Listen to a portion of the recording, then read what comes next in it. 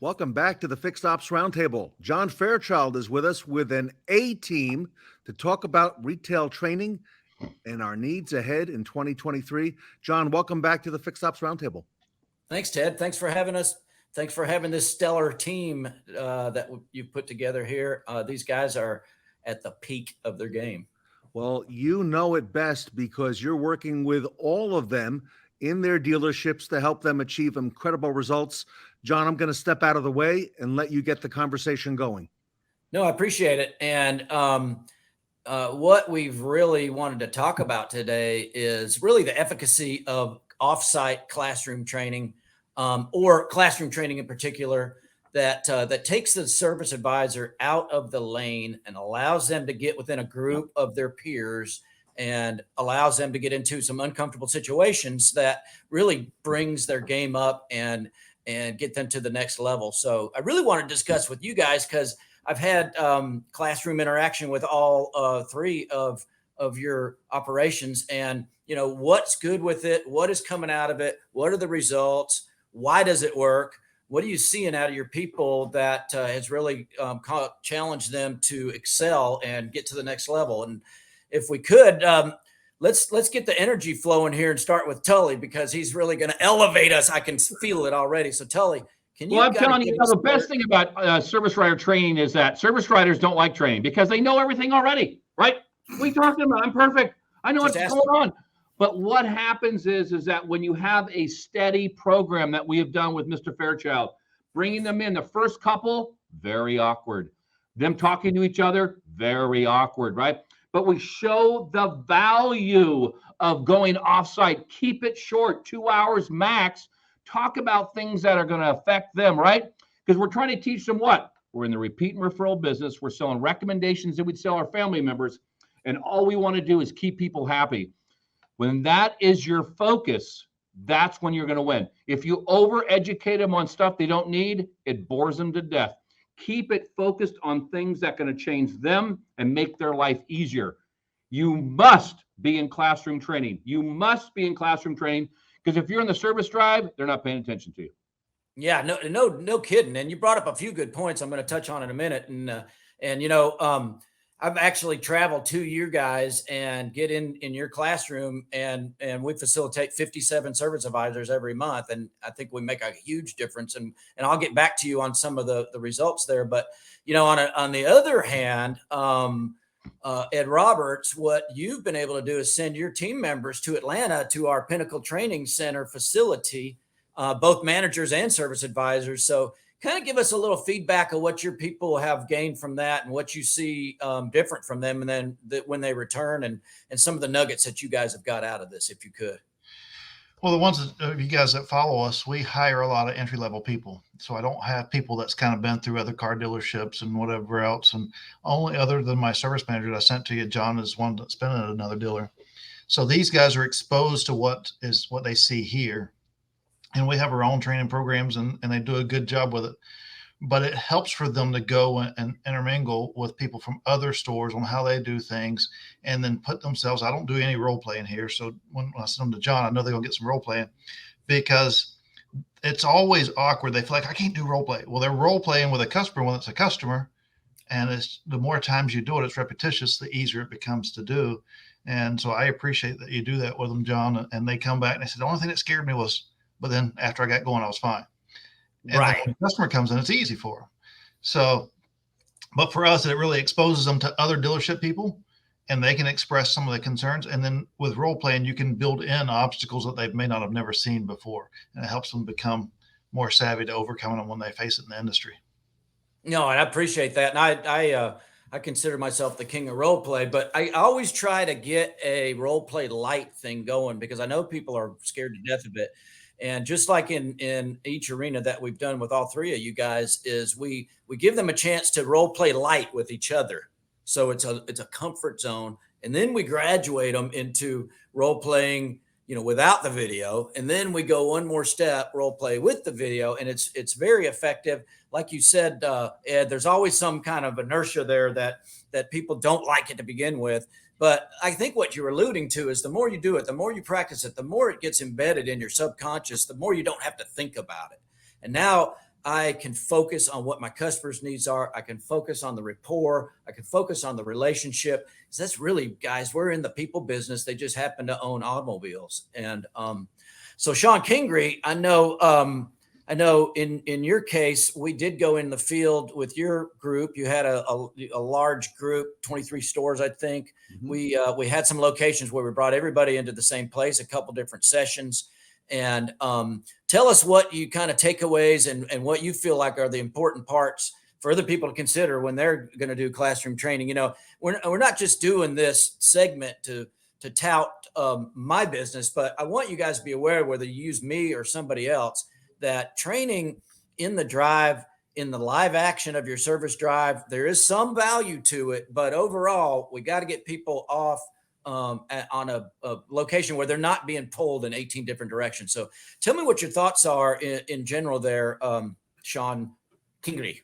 And as we've done it, John, we've done all different ways. We've done service drive training on the drive. We've done service advisor training off-site together at a facility, and we've done it at your Pinnacle Training Center in Atlanta. We've done all three steps in my previous group. And as we install the processes in my new group, one process at a time, run processes at a time. And John, you and I have already discussed dates.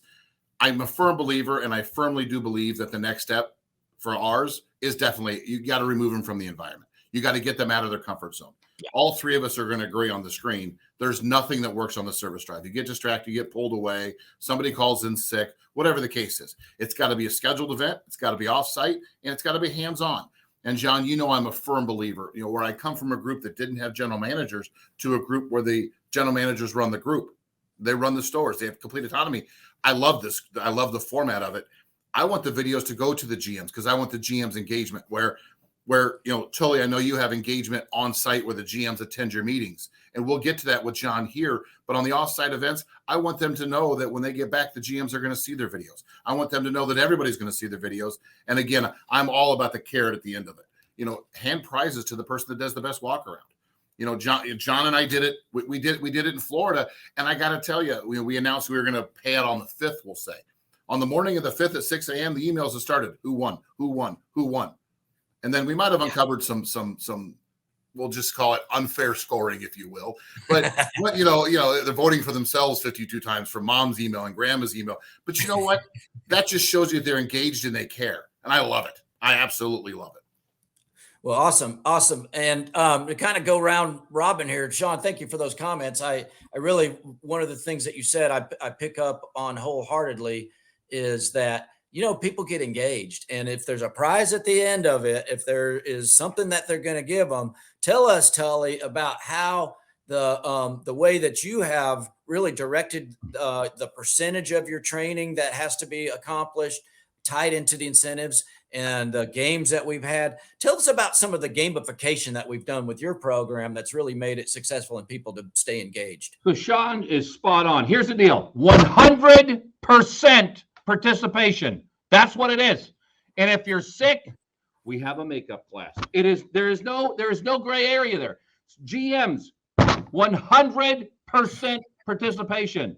Service managers, 100% participation. If you don't have 100% participation, it doesn't work, right? It doesn't work. Now, the fun part is that we make these trainings fun. That's what it's all about. So we have contests that drive behavior, and we give away big dollars. And guess what? I make John Fairchild vote so they can blame him for everything. I want to make sure it's this way. There we go. The whole thing of it is that we talk about service rider write-up contests. We had two $1,000 bonus on the top, and we go down. We talk about bringing those videos in. 100%, 59 people submitted, and then we review them in class and hand those rewards out. And we talk about what's good and bad. We talk about walkarounds. We talk about selling brakes and tires. We talk about technician videos. That was the biggest eye opener. 180 videos submitted. We had weekly contests, and then the top dog got $2,000. Why? Because it's that important to make sure we have quality videos. So what does John say? How are your tech videos doing? And they're talking about the level has increased. Why? We bring exposure to what we're doing, and we make it fun and show technicians if we have good videos, what? We sell more hours. If we have good tech videos, what? We sell more hours. The service writer makes more money for him and his family. If we have better walkarounds, we sell more hours. They make more money for them and their family. And of course, if we sell more same-day selling, what? We will make more money for them and their family and keep customers happy. Make it fun, make it engaging, drive behavior that's going to make your store work. Absolutely. Man, that was a mouthful, and I appreciate that, Tully. It's really hard to be in a glum, so mood if your mouth is moving. So thank you. And I'm going to get back to you and see some of what those results were. But the gamification is important. And I know, you guys have had some participation with that too. But I want to flip back over to Shon, and then I'll get to you on something else, Ed. But we gamified everything that you did too, Shon. And if you talk about engagement, if people have got it's not always about the money either, is it, Shon? It's recognition. The money's great, but to talk about what other rewards that people really see out of that part of it and why they participate so intensely. And that's what's really pressed me to keep on going and improve, and everything else is, your normal training is unimpressive. And it's not fun. It's not engaging. It's likely forgotten within a couple of weeks if that's a maximum shelf life. Mm-hmm. It's not something that's ongoing. So, Shon, tell us what your feelings are about gamification and how to make training lasting and have a cadence of accountability. Well, first of all, it's got to be consistency. You have to be consistent. It can't be a one and done thing. This can't be the John Fairchild flavor of the week. Okay, you can't bring John in for 1 week and then him not be back again. It's got to be consistent. They got to know that everybody's engaged. But now, I think my monitor is still shaking from Tully. I won't beat on the counter, but I think I have whiplash or something. Anyway, but I thought it was an earthquake. Yeah, right. You're not. Yeah, he is in California. He is in California. It is possible. But again, it's all about engagement from the top down. I always say this, and I know Ed, you've got a very engaged dealer principal. Tully, you've got a very engaged dealer principal. And if there's one thing, I have 3 great brothers that run the company that I'm with. We all know that. Guys, what's it cost for a little recognition from them? What's it cost for an email? What's it cost for them to walk out to the service drive and say, hey, I saw your video, great job. Or, hey, I saw your video, it's better than the last one you did. So they know that there's engagement and then they're watching throughout. Again, John, you said it right. Listen, pay plans drive behavior. We all know that. Money's why we're here. But at the end of the day, it always doesn't come back to money. A little recognition, a little trophy. John, you and I have done that for the last 2 or 3 years. We did it together. We handed trophies out at the end of the year. Guys, trophies are everything. I know Ed's got one behind him. Tully's got one behind him. We've all got our trophies. We all know that from Ted. But trophies mean the world. And what do they cost? Nothing. But the recognition, putting that on the toolbox is huge. And I know Sir Ed sent me some videos. Guys, he had a Christmas decoration toolbox party. We're already planning that for next year. Yeah, I'm gonna steal that. I'm gonna tell you in advance. I'm stealing that. I think that's a huge deal. Yeah, I do too. It's not about the money. It's gamification. It's have fun while you're at work. Hey, precisely. And like I said, boring training is a dime a dozen. So to get to you, Ed, give us some thoughts, if you will, just really off the top of your head or whatever you feel like is appropriate in regards to classroom training. Well, I want to touch on a couple of things. Any of you guys that don't think Tully's all in, watch this video again. Yeah.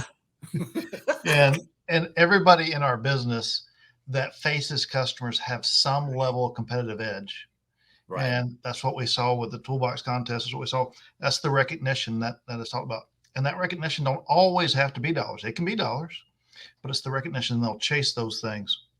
And so from a classroom thing, it's like Tully said, it's 100%. You gotta be all in with 100%, because if you're not, he's going to beat on the desk until you are. But reality is, it's an opportunity to get everybody on the same page. When you got everybody on the same page, they're pushing in the same direction, and it becomes easier when everybody's pushing in the same direction. And so create level ups. And I don't have it on this badge. We have different stars on our badge, and each star means a different level, and create those levels so they chase it. And so when they walk up to somebody, they only got 3 stars and they got 4 stars, and it becomes a little bit competitive there as well. There's all kinds of things that you can do. And the toolbox contest, man, that was huge. And what we had there was, and we're going to modify it a little bit, because what we had there was copycats. Somebody come in and decorate theirs. The contest was going to be on this day, so somebody would copycat that and they'd do it on theirs. So then finally they waited until the night before and then they all went all out, so it couldn't be duplicated the day before, and that's when it really got intensified. So next year, rather than having the contest on the 20th, we're going to have the contest on the 10th. So they got to be all in before then and then carry it out for the next couple of weeks. But it's just finding ways to connect with them and adding some type of competitive edge to the classroom training to where they're asking for it rather than resisting it and calling in sick and all those other elements that we all have to fight. Create a way that becomes that they can earn something out of that, whether it's a trophy, whether it's a star, level up, whatever it may be. Find something that engages them so that they want to go do it. Nice. I love that. I mean, that is so important. Now, if I could get to Tully real quick, and thanks for your input there, Ed, is I think that is crucially important, that we've all done, like Shon was saying, the one and done flash in the pan training and it just evaporates. Or we all done stuff where there's no cadence of accountability, or there's people aren't really interested in it. So this really is meant to kind of proactively prevent that and keep people engaged. But Tully, talk about results from this thing. What are you seeing? Well, here's the deal. I told Mr. John Fairchild, you must have standards set for training. You don't have it, as we said, we don't have some guy come in, blah, blah, blah, blah, out the door he goes, 10 grand, poof. No, we want results. We want them measured. As I said in front of all of our students, all of our great world-class advisors, if my same-day selling ain't up and my discount's down, Mr. Fairchild is out the door. So here we go, ladies and gentlemen, boys and girls. Have them have success, and is it measured? And we have seen great success. As all of us said on this panel, it's not a one and done. It's a commitment for a year, and that's what we signed up for with John, is a commitment for a year. Because by the class 2 and 3, everybody now is more comfortable. We all know everybody's names, right? They're not scared of John. They're not scared to be up at there interrupting him 4,000 times on his session, right? The goal is they're seeing results. Our same-day selling has increased by almost 10%, and that is a ginormous number. And those are recommendations that we'd sell our family members. So our goal is that the success of tech videos, the success of walkarounds, the success of selling maintenance items are huge. As we're going to do again this month, coming up in February, is that our goal is going to be that we're going to have another selling of tires and maintenance and brakes. Why? Because those are defective rates. Those are the most important things that we need to talk about. And then we're going to measure them, and then what? We're going to give recognition and then the money. Yeah, right on. No, I appreciate your passion, and it really is so exciting to see you guys at record numbers on same day selling and discounts down. You know, we asked the question, what's the preferred, or what's the pinnacle of a percentage of discounts that you would ultimately want, and your people are like 0, you know, and but you got to think about this, is that we have the $0 club, and what does that mean? We all want to chase warranty rates, right? And what we do is that we do not want to discount what? Repair work. Yes. Again, I'm going to say it again. We don't want to repair. We don't want to discount what? Repair work. We don't want to discount repair work. Make it a contest. What? We have seen our warranty rates up. Here's the deal. Warranty, we don't need to discount repair. We need to be competitive with tires. Give them away. All I care. I just want to break even on tires, right? I just don't want them to go somewhere else. I want maintenance to be competitive, and repair, we are going to be at the market rate. We must make it there. Why?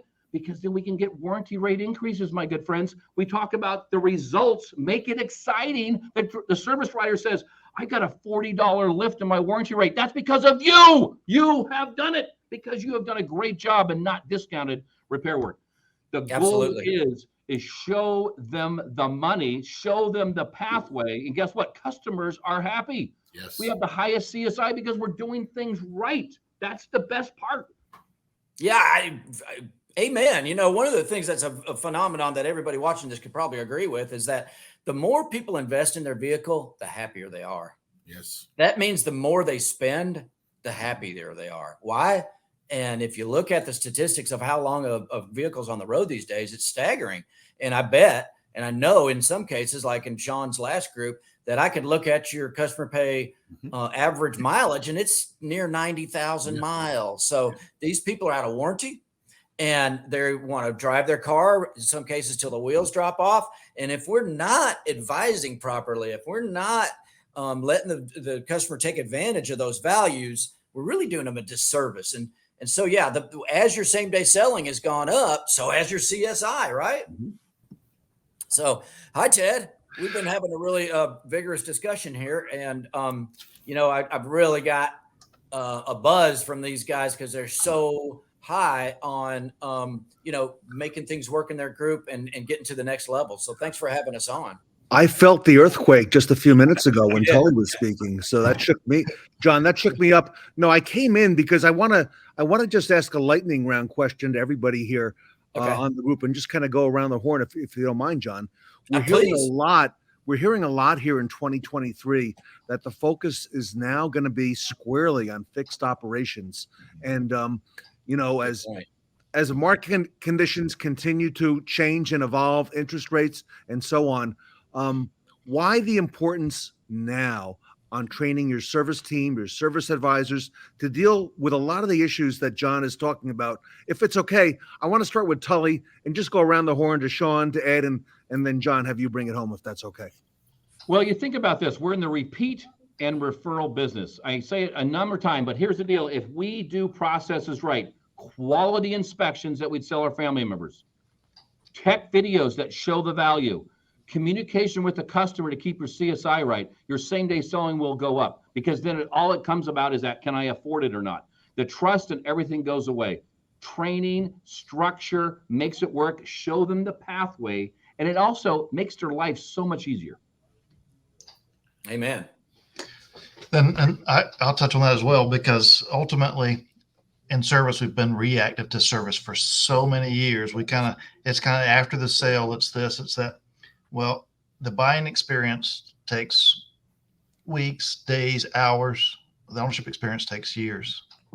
And when we train our people to use the tools that's available to them, everybody comes in and develops a new tool to help us get better and help us get more efficient.